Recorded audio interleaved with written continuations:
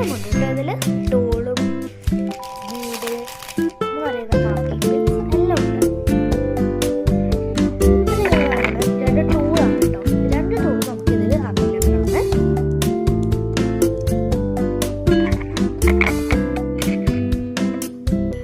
പിന്നെ കുറച്ച് safety pen പോലെയുള്ളൊരു plastic കൊണ്ട് ഉണ്ടാക്കിയതാണ് കേട്ടോ. പിന്നെ അതേപോലെ ഒരു നീഡിലും ഉണ്ട്, അതും പ്ലാസ്റ്റിക് ആണ്, അതുകൊണ്ട് സേഫ്. ടാറ്റാ.